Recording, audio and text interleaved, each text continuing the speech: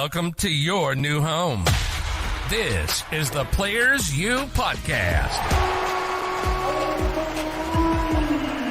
Bringing players together in business, sports, media, and entertainment. Players U. For the players, by the players. By the players. Let's do the damn thing. Here's your hosts, Carthorne and Tyson. Yo, what's happening? What's good? How's everything going, man? Hey, man, it's going good out here, man. The sun is shining down here in the CO. The weather looking good. We doing good out here, man. It's about time we have some good weather for multiple days. But how's it out there in Colorado? It's going well, man. It's been great. You know what I'm saying? Last week was warm and then it starts snowing. You know what I'm saying? It snowed once. It's up in the mountains. We're snowing right now. So I'm excited about that, though. Get to, eventually get up there and ski, hang out in ski resorts and all of that. Ski towns. It's going to be good. Hey, Ren, your mic sound like it's a little muffled. Sound a little muffled. Yo. There you go. Can you hear me? We're good. All right. Solid. Yep. Yeah, man. We want to jump right into it, man. It's real big on the college football update. Man, let's talk about a little bit about these Buckeyes right now. They had a tough game up there in Evanston, Illinois versus Northwestern yesterday. I mean, they didn't look as good. They couldn't really run the ball, couldn't pass the ball. I know there was 30 to 50 miles an hour of wind, but regardless, we still shouldn't be able to run the football on Northwestern. I don't think Northwestern has a top tier defensive line, and it just didn't look good. I mean, our second half is a little different. We got better. We got a rhythm going, but I just feel like we got to start earlier. I think we wait until second half to really get going, and I think that's an Achilles heel of ours that can possibly hurt us down the line.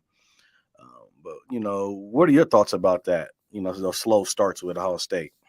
Yeah, I mean, I think we've seen it a few times this season. Like coming out first, second quarter sluggish. We never really seen us down like we were this game, but that third quarter, man, it's like I said before, it's like watching the Warriors in the third quarter.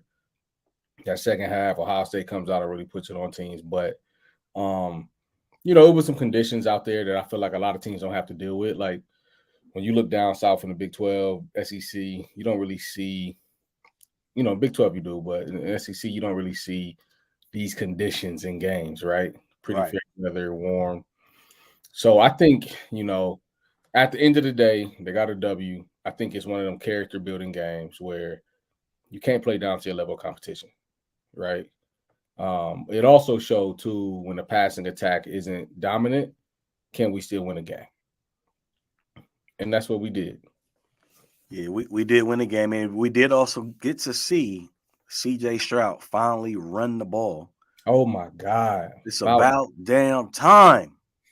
Damn. I mean, they actually called a draw play for him when he got like 50 plus yards. It's like, man, and stop running scared. He runs scared to me. Like, don't hit me. Like, man, run the football, man. Get down the field, man, please. Think how old is CJ Stroud? What, 21 maybe? 20? Probably 21, 22. Yeah, 21. He probably 21. Yeah, 21. Yeah.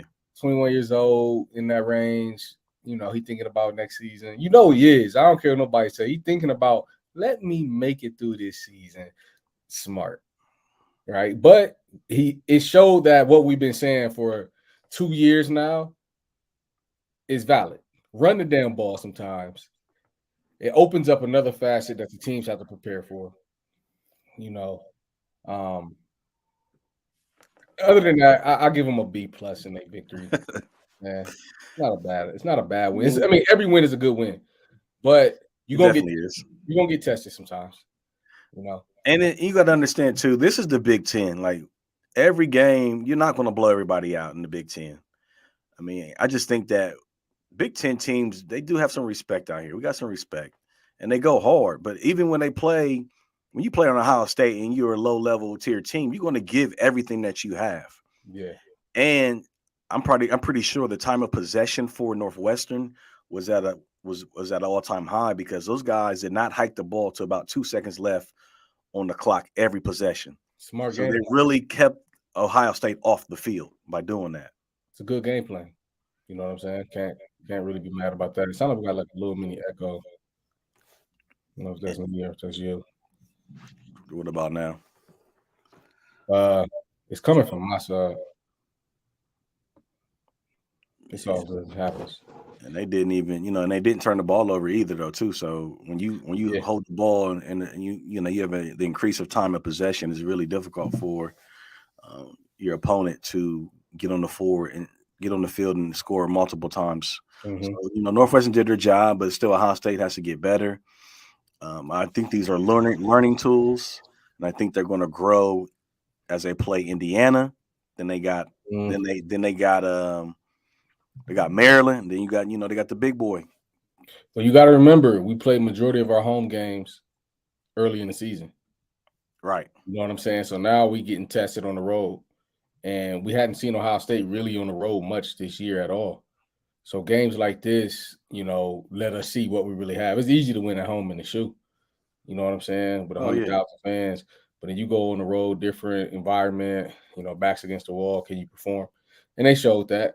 My question, though, is, are the Buckeyes finally going to be ranked number one? Like, probably not. No. And I was talking to one of my good friends last night. And I was saying Georgia is the number one team right now. Yeah. Georgia looks good all the way around. I mean, they smacked Tennessee, too. They really smacked Tennessee. They did. And that wasn't even close. Like, Tennessee had a chance late, but, they made Tennessee look like they were not a top 10 team.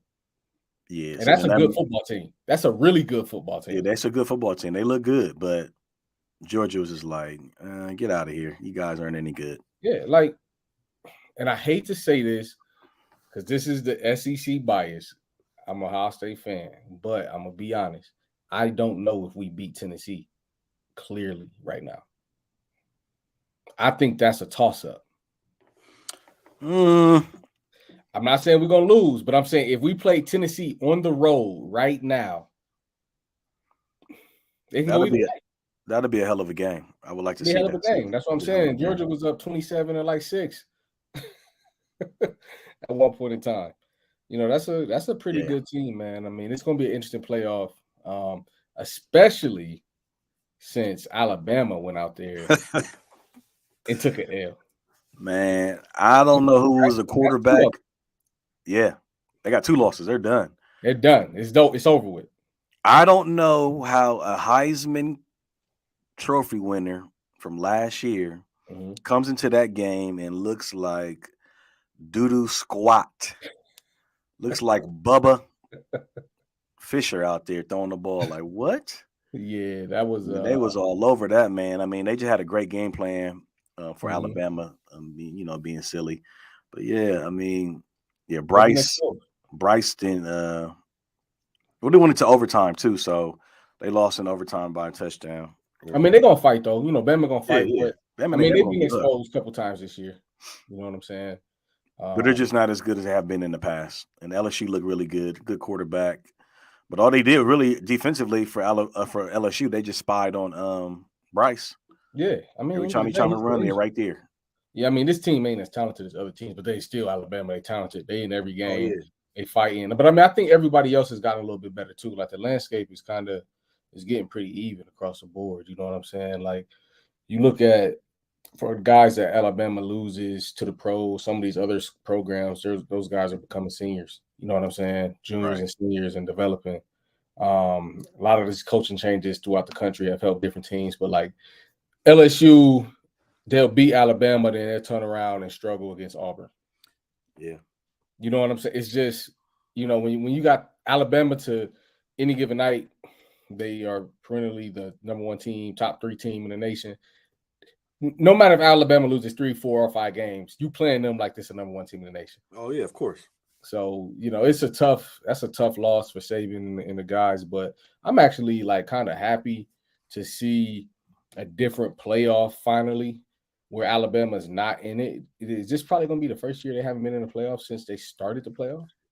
I believe so. It might have been one other time, but I believe, yeah. I mean, we can't even remember. That's how crazy it is. Like these days, they're that dominant. You know what I mean? I do want to go back to Ohio State really quick. I seen a statistic that was pretty eye-opening. Watching the game, in 70 straight games, they've scored 20 points or more. That's crazy. Like they almost had a streak for 40 plus games for 40 plus points, but they ain't get it. 40 games of 40 plus points. Taking that over on them on these sports sports betting sites is crazy. Like they're gonna put points on the board, but yeah, man, back to Bama. That was a big win by LSU, and like the SEC is a little different now. I mean, to see Tennessee and Georgia now, it's like who's going to go to the SEC championship game maybe later in the year. Right, definitely from the other side of the conference for SEC. Who's going to go? It's a tight race. And then you think about the playoffs. Now Clemson then lost, so it's like, and Clemson got mollywopped. Like Notre Dame said, "Man, y'all is horrible." Yeah, but I always thought Clemson wasn't that good either. But they just gave them the benefit of the doubt because they've been in the playoffs for so long. We'll just keep them in that number. What were they, number 4, I believe? Clemson was number 4 or 5, one of those two. And then Notre Dame said, "We'll take that. See ya." Well, Notre Dame's been playing a lot better football. I mean, we saw the potential of Notre Dame week 1 or 2? It was week 1. Week 1 against Ohio State. We thought they were going to like be a team to compete. They took some tough losses, but then you see them go out and win some good football games. You know what I'm saying? Took a couple tough ones, but you beat Clemson, you play Ohio State close, and then you lose to Marshall and a couple other teams. But they got to do something about this ranking, and this is why I think at the end of the day, you have to have a true college football playoff, 12 teams. I mean, I think the clear-cut number 1 and 2 teams is Georgia and Ohio State, and I think after that is everybody else. Now, I'm gonna say this though. I watched the other team up north. They look good too. I ain't gonna lie. Michigan I think it's gonna be rankings this Tuesday will be Georgia 1, Ohio State 2, Michigan 3, and then TCU number 4. I think that's how it's gonna go. TCU. Wow. TCU, they low key ain't lost yet either though. Yeah. So it could be a rematch potentially. Well, this is where it gets interesting, right? Right. Ohio State or Michigan have to lose, period. One of them has to go. If Ohio State, it's a close game, though. Think about that. If it's a close game, whoever wins or loses, you can still be in that playoff picture still. But this is what makes it tough. If Ohio State beats Michigan in the last game, right, Michigan doesn't go to the conference championship. Right, they don't. So what do you do with this one-loss team that was top 5? Do they get a at-large bid in the playoff? Yeah, they got to get in. I guess, it's good conversation. They got to play some games and see how they look over the next, few weeks or months. Only 3 games left. Yeah, 3 games left. Yeah, but it's tough. Like, really think about that. And then if Ohio State loses and they don't go to the conference championship, what do you do with them? With all these teams losing, this looks good. Now it looks good that Ohio State beat Notre Dame because they just beat Clemson. Yeah. So the resume looks a little bit better now with that win over Notre Dame. Yeah, it's such a tough game because we could potentially be looking at like a rematch between Michigan, Georgia, and maybe Ohio State, TCU. If TCU takes an L somewhere in the Big 12, like who do we slide into that spot? Yeah, that's where I don't know. Is Bama back in the conversation with 2 losses? No, they cannot come back in with 2 losses. No, man. It's possible. Or you maybe have to go with a 1-loss Tennessee, depending on how they finish. Right, you might have to go with Tennessee. You might have to do that route. You also got, I can't say that too far, but like USC, you know what I'm saying? They out there. They only have 1 loss, I think, right now. But Oregon, they're talking about Oregon as well. Oregon's been looking good too, but I don't know for sure. When I watch Oregon USC, they're just not. They don't look like that same tier as the top 5-6 teams in the country, in my opinion. You know what I'm saying? But they got to get rid of this 14 playoff. It's stupid. That's just my opinion. Yeah, I'm mad. It's exciting. It's fun if your team get in, but when you start splitting hairs between 1 loss, whose loss is better, whose loss is worse, a loss is a loss, right? Hey, when that playoff comes, boy, that's gonna be good. That's gonna be nice. It's gonna be real good. I mean, hopefully we get this Ohio State Georgia. I mean, as long as we end with Ohio State Georgia in the championship, in my opinion, as long as That's Ohio what I State want this too. year, I feel like those are the two best teams in the nation, and I feel like they're two of the best teams over the last few years. You know what I mean? And Yeah, we gotta have the Ohio State Georgia game. That's gonna be nice. I want to see Stroud at that highest level, Yes. able to show that pinpoint accuracy. You know, at the championship level. You know what I mean? It's gonna be a good holiday season between Thanksgiving to Christmas. It's gonna be a lot of different stuff going on. We're gonna find out who's gonna be playing on New Year's and all of that. It's gonna be exciting though, but I do want to see Georgia, Ohio State. I would love to see Michigan in the playoff. I know that sounds crazy, and I mean, we get a chance to see if TCU is for real, if they can make it. We'll see how things play out. We might be having a different conversation in 2 weeks. Yeah, because TCU will always get that one game. They got to play Texas, so I don't know. Texas They beat Texas. They gonna beat Texas. Texas inconsistent. They like Notre Dame too. They'll look good and they'll look terrible. Yeah, they will. And it's about injuries too. You know, like right now, the healthiest teams are performing. Right. At the end of the day, like it's a That's lot why of Ohio State can't get this running game together because we hurt. Our running backs are hurt every week. wide receivers been hurt all season. You know, Jackson finally coming Smith back. and Jigma. Yeah. Hurt. You know what's going on with him, man? Hamstring, man. He can't get the hamstring together. So they probably just gonna sit him out. Yeah. Just be done. Just go ahead and get ready for the NFL. I mean, why you can't? I think it's a smart decision to just be done. If you didn't bring him back already, you know, it's already season about done.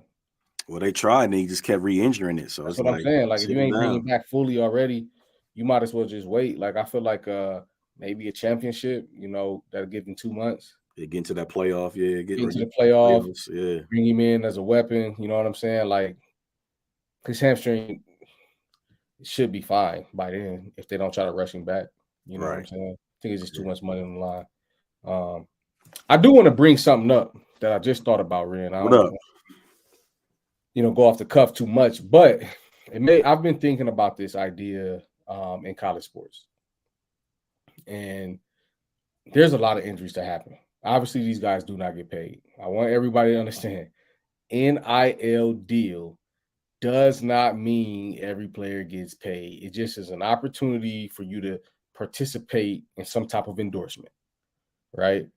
Everybody doesn't get endorsement deals. Everybody's not an Ohio State starting quarterback or starting receiver. That's just what it is. 99% of players actually fall in the other category of probably not getting anything. You know what I mean? It's only going to be like a 1% that gets something meaningful. And, you know, those are just anecdotal numbers, but I think the NCAA should do something for guys as far as health insurance goes long term, right? Mm-hmm. When I sit down, like, for example, I'm a guy that had a couple ACL reconstructions in college, playing for my university, helping this school's enrollment, helping coaches get paid salaries, helping them get more money. But then when your career is over, you still got to deal with this injury for the rest of your life, right? And I just think with the NCAA being a nonprofit organization, bringing in multi-billions of dollars per year across the board, why do we not have some type of like health insurance buy-in plan for athletes that they could buy into every year, or it'd be provided for them? I'm talking guys that leave the university, that no longer play there, maybe that graduate, whatever, move on in life, have an opportunity to participate in some of the top healthcare in the country. You know, every school has a hospital. You know what I mean? Like, and if every school doesn't, every city in the United States, major city, has a major university healthcare system. I'm just like, well, why is that not something that happens? Because, like, you know. Well, you know why. It comes down to the money. Like, why are we going to keep giving more money out? How much money you giving? Like, I get it. The scholarship is a big game. You know? It's a big game. But it's like, take care of your players, man. No, I agree with you. I think you definitely should take care of your players. But the NCAA is definitely not going to do that because they don't want to pay for everybody's insurance plan. Guys can buy into it too. They can pay a percentage of it, just like an employer does, and you can pay a monthly fee. You can have the opportunity to pay monthly. Now, if I can see that where you got to pay a monthly fee to have insurance. If you want an opportunity, if you graduated and you played collegiate athletics at the NCAA D1, D2, D3 level, there should be some type of opportunity for you to buy in and pay a premium for pretty good health care, because your injuries don't stop when you get off that field, especially if you're not going to the NFL or the NBA or to the NHL or to the MLB. There's more guys not going than guys that are. Right. Like there's going to be guys like Jackson Smith, he could participate and get an insurance policy for a couple $1 million, similar to what Millis McGahee did back in the day. They took out like a $2.5 million insurance policy, according to ESPN, the day before the national championship. I don't know if you knew this. I knew that. I remember that. Yep. Yeah, so when they played against Ohio State and he got hurt, they had already put in a policy for $2.5 million that if he got hurt, he could cash that out in a year if it changed his draft leg. I remember that game. I was like, dang. But then there's the guys that this happens to all the time. Like I got carried off the court my last game of college. You know what I'm saying? Got my surgery.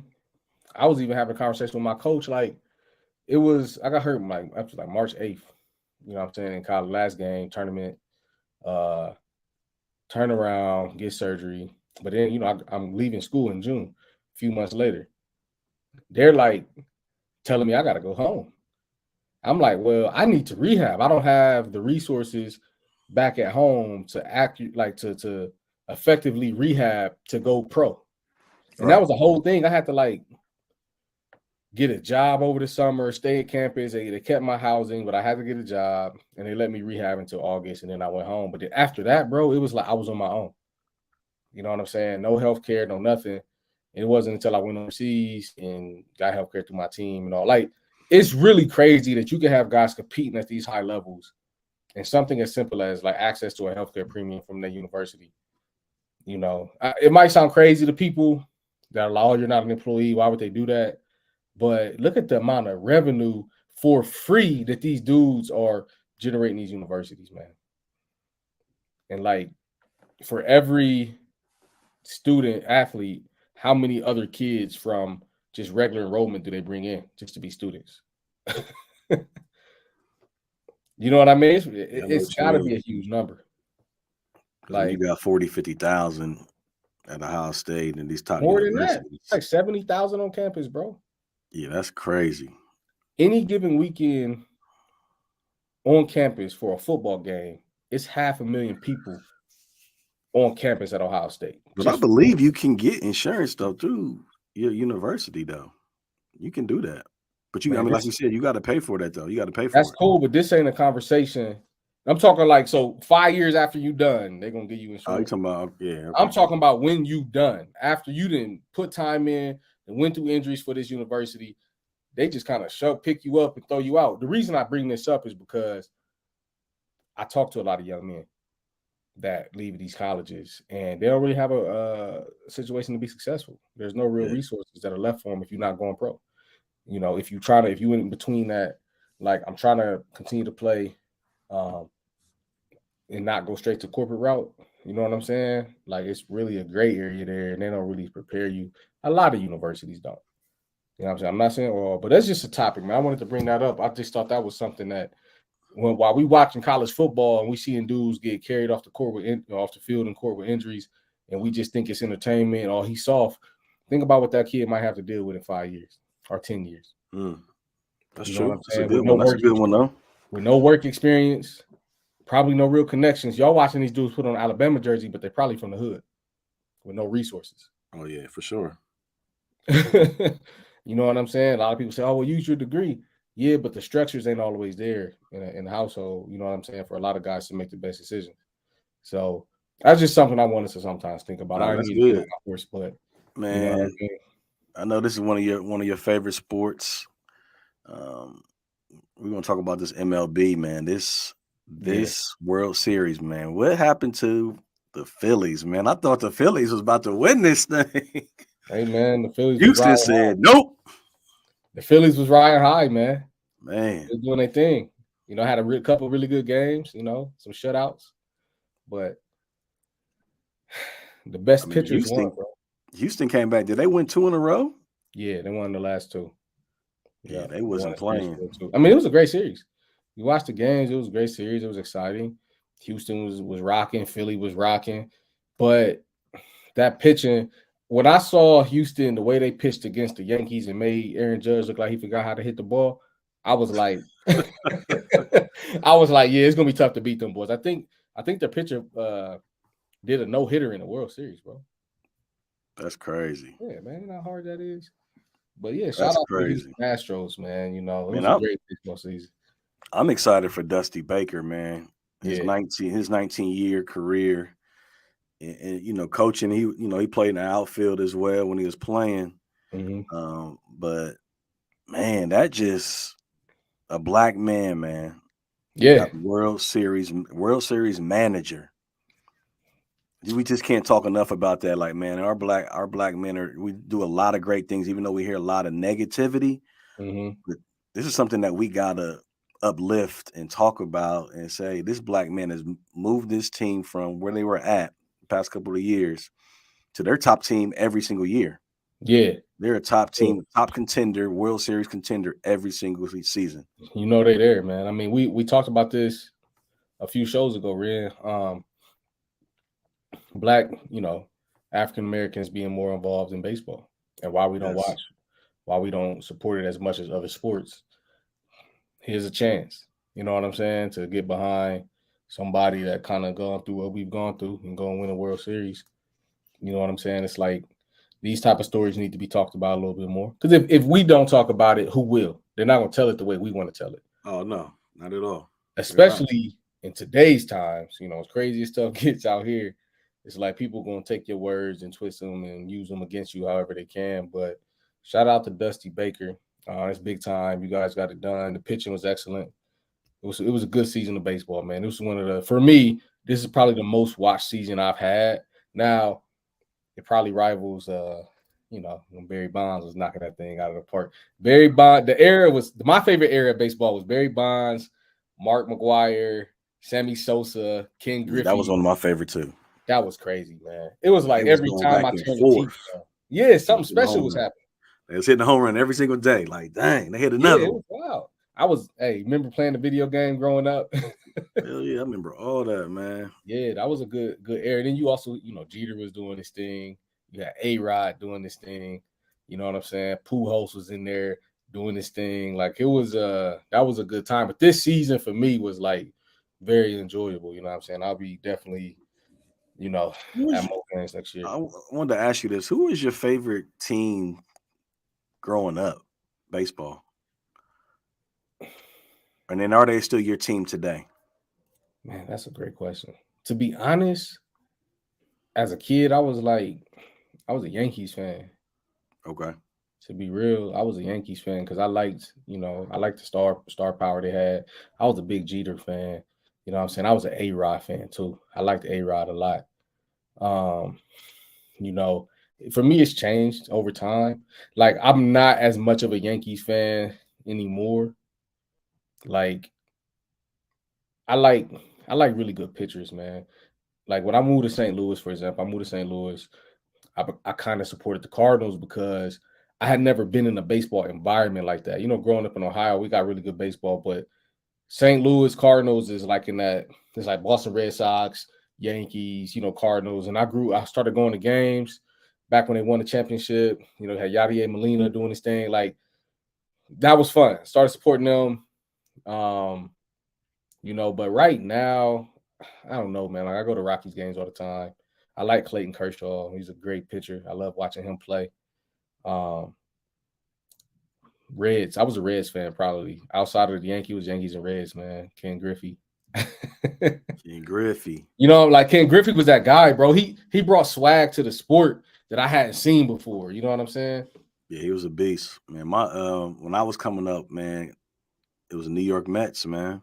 The Mets. Darryl Strawberry, man. There we go.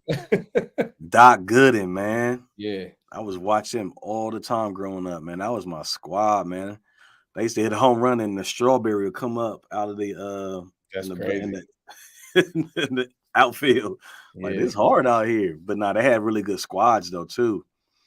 And then, with that, I kind of moved over to Atlanta Braves, man. I just The love Braves, man. players, man. Yeah. When I ain't know Dion that. was out there, you had John Smoltz. They had like three pitchers that was really smooth, Prime time. high Hey. level, you know. But yeah, they had Dale Murphy back in the day, man. Because the channels back in the day was only TBS Yeah. and the New York Mets channel. Yeah. So I was like, man, I didn't really get to see a lot of Cleveland back in the day. You know what I You know mean? what? Growing up, my grandfather on every Sunday, I would come over there after church. He would always have baseball on. You know what I'm saying? That was one of our little bonds. Like, he watched baseball. He didn't really watch basketball and all that. Like, he watched baseball. Yeah. He from Chicago, you know what I'm saying? Chicago White Sox. He's always watching them. He had us watching Sammy Sosa when he was doing his thing for the Cubs. He watched the Cleveland too. He's actually a Cleveland fan too. But yeah, it's funny. Like, I was a Reds fan though. Like, Reds, I remember Griffey was in Seattle. I follow players, man. Ken Griffey Jr., Barry Bonds, A-Rod when he went from Texas to New York Yankees. Doing all that, yeah. Yeah, I became even bigger fan of the Yankees when he went over there. Like, that was crazy, man. A-Rob's a monster, man. Yeah. My squad now is Cleveland, though. We Cleveland right now, so Good, man. Trying to get back into it. Trying to get back to that World Series. Yeah, they had a good year. They had a really good year. So I know something that you've been talking to me about, man. Kind of brush me up on this situation that's going on down in the NFL. What's going on, man? You gotta talk to me about this, man. Brush us up on, so what's going on. Man, the NFL owners is in disarray right now with this young man named Daniel Snyder. Young man. This young man. They want him, they want him to sell because of everything, everything that's been going on in his organization. They think he doesn't have control of his organization. There's too many things happening, as we all know, first starting with the Native American getting rid of the Washington Redskins, that he finally said yes, and now they are the Washington Commanders. Yeah. And then, there's been some turmoil within the own organization. I think with allegations going on, with how women are being treated, things that are just unacceptable, I think, to all the owners. And then, he has an ego. He's like, y'all not going to force me to do something that y'all want me to do. No. Yeah. And then Daniel Snyder kind of went back at all the other owners and saying, man, I got something on all y'all. So y'all tried to push me to sell.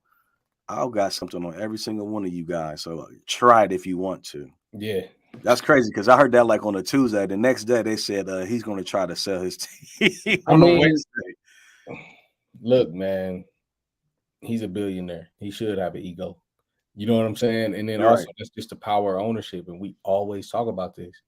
When you're an owner, you don't have to do anything nobody forcing you to do. Right. You feel me? Like, it's his right. If he want to sell the team, he can sell it. If he don't, I mean, I'm not saying I'm in agreement about anything's going on. I really don't know enough. But we talked about this with the Robert Sarver situation in Phoenix. Right. It's like, when you an owner, even when you do something wrong, it's like they can't force them to sell. You know what I mean? So it's just like, with all the stuff that's going on in this current sports landscape, a lot of things are starting to be pulled from up under the rug. And I think, like, the way we do business is changing. And one of my little conspiracy theories for all of this stuff happening, right, is we're going more international with sports. So if there's any like workplace, like anything that isn't looked upon that's favorable as far as like workplace discrimination, you know what I'm saying, discrimination against women, racial discrimination, just things that's happening in the leagues, whether it's NBA, NFL, MLB, like, they're cutting that out right now because the NFL has been going to London all season.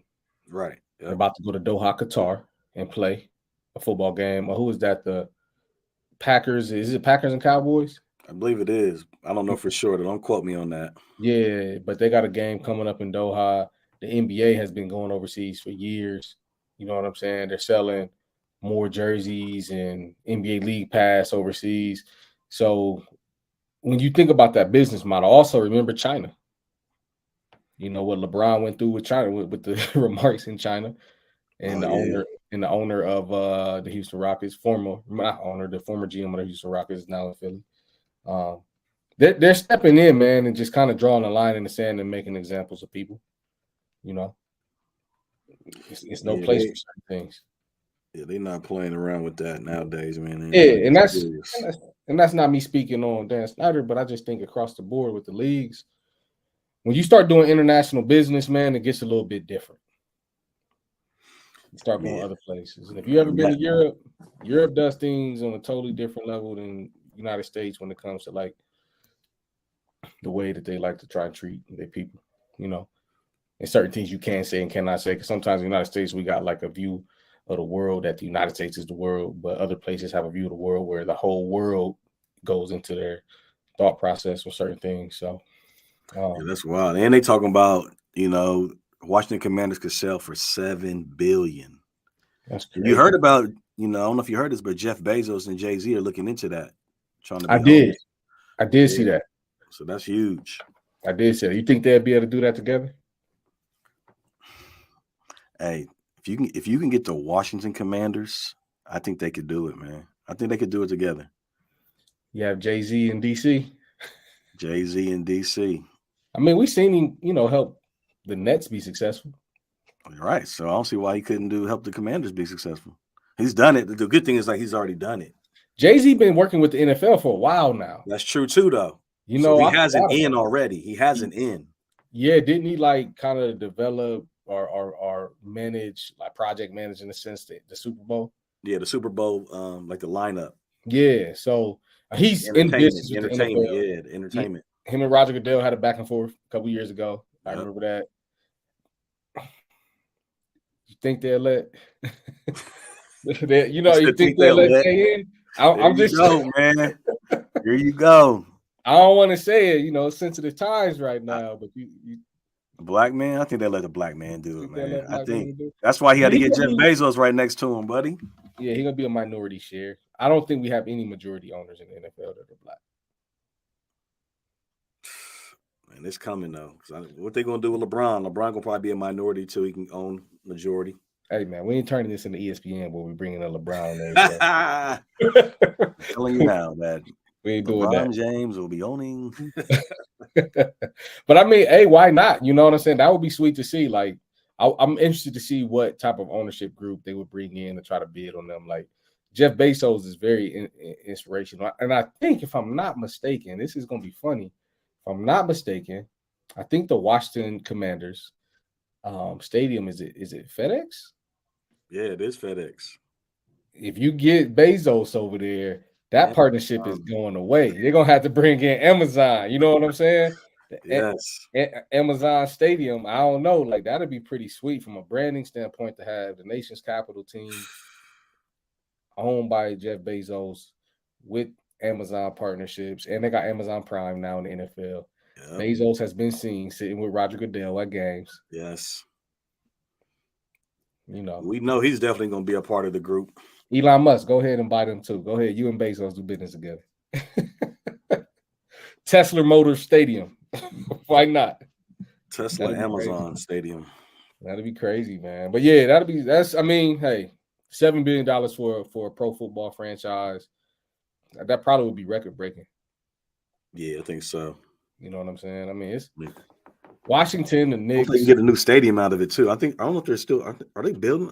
Are they about to build a new one? I don't know. It's not a lot of land over there. Where they gonna put it?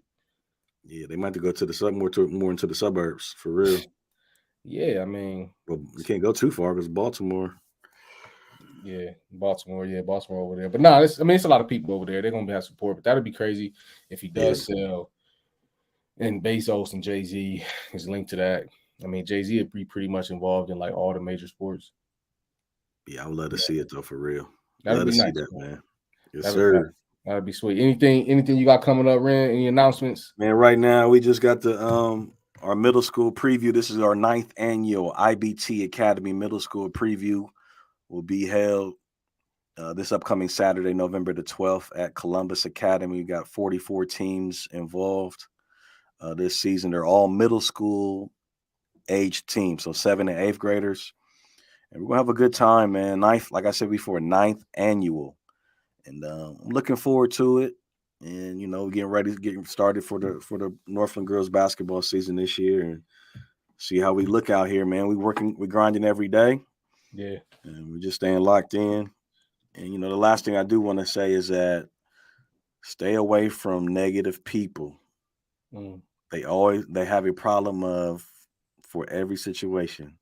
Stay away from negative people. They have a problem for every solution. Stay locked in, y'all. Stay locked in.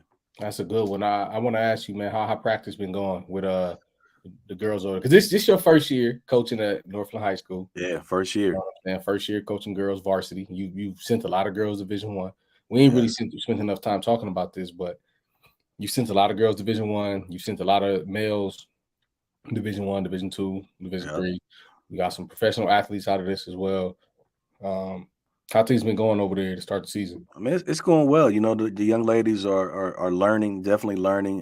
They got to just have to learn how to trust the coach. Right now they believe that they know what they know, and when we have a scrimmage, they get to see that they really don't know what they don't know. Yeah. So just really pushing them and getting back to the grind, getting back to the baby stages of playing basketball.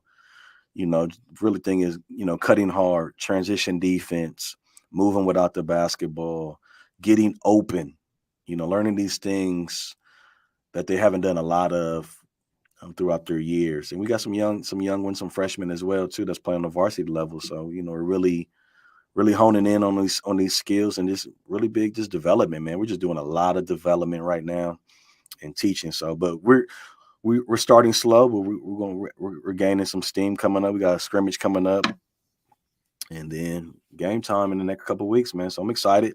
They're excited, but we're just working, man. We're grinding.